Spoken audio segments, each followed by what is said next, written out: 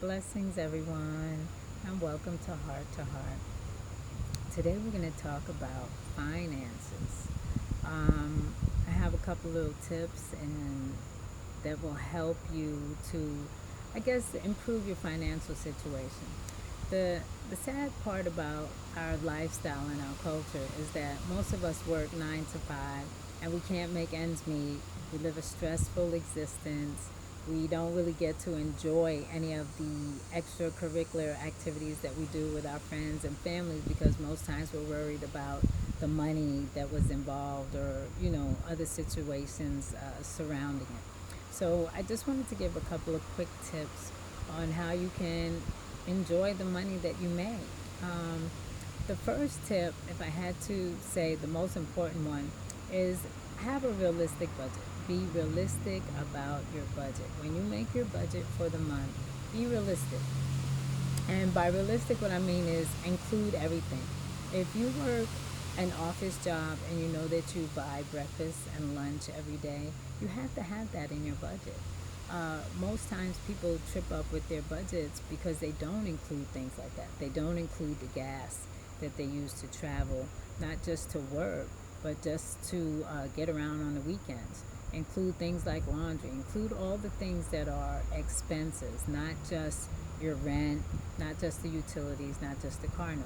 Most people, when they think of a budget, they're thinking of a public budget, a budget that they could share with someone. And when I'm talking about make a realistic budget, I'm talking about the budget that you make for yourself, where you know for sure where your money goes.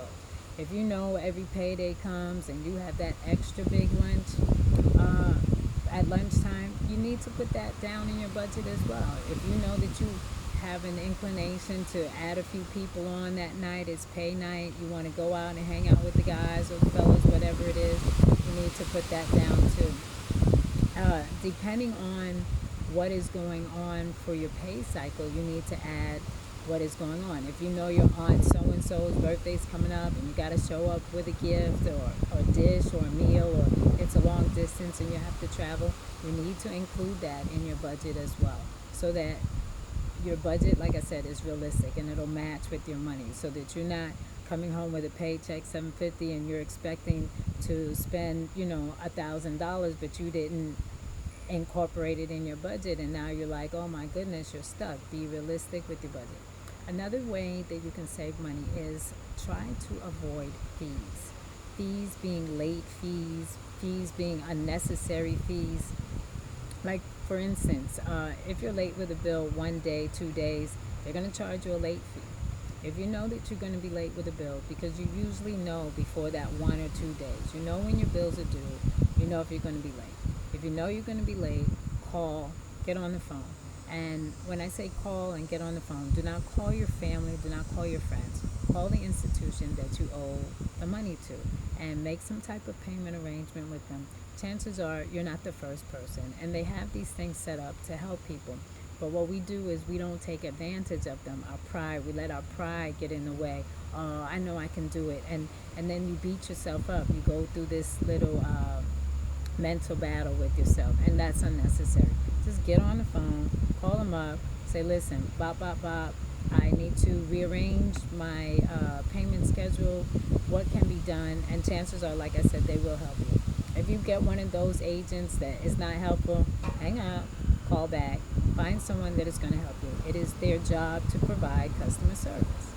So another way that you can save a couple of dollars is by, when you do your extracurricular activities, whatever it is, if you're someone that likes to go on cruises or never could go on one and would like to, get a group of people together.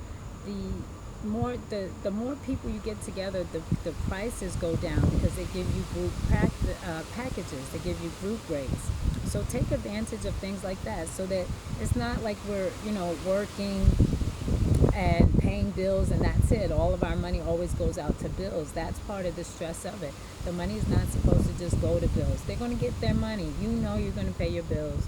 They know you're going to pay the bills. Don't let it stress you out. Just do it systematically, so that you can use your money for the most things. So if you want to go on trips, or if you want to go to movies, museums, things like that, try to get groups together and get group rates, and you can save a little bit like that. And then it's more fun with other people too. And you can tell them, hey, I'm trying to save money. I'm looking for ways to save money. And lots of time people have little tips or free trips that you can go to. Just ideas. You've got to get together and network. That's just really part of it. Another thing that you can do is save money. I know that everyone is like, save money? Yeah, right. How? When we don't even make enough to accommodate the living expenses that we have.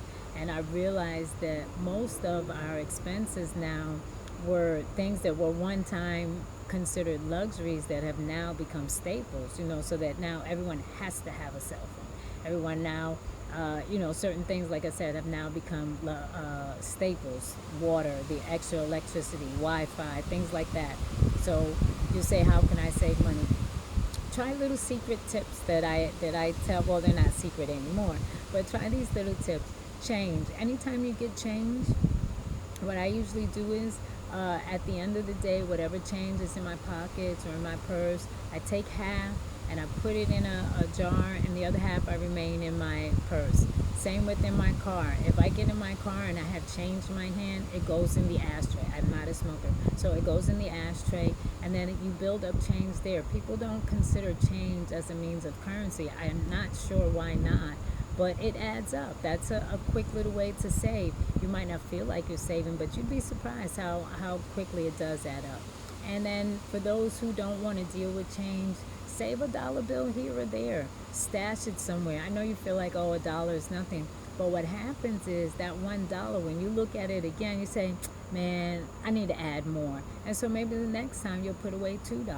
So, let the sight of the money encourage you to save the money. The other thing you can do is save for a purpose. Get some envelopes. This is another thing I like to do. I love note cards, sticky notes, and envelopes. So get yourself an envelope and label it for maybe a trip you want, or an item that you want to purchase, or a gift you want to give to someone, or maybe you just want to have $500, by 6 months, 5 months, whatever it is, and just write it on there, on the envelope. And each time you get paid, put something in there. You don't have to designate an amount, because then it becomes a little stressful. It's supposed to be fun and motivating. So whatever you feel you can give to your fund, because it becomes your fund, is what you'll put in there. But you got to remember that it's supposed to be fun. So I hope that these little tips helped you.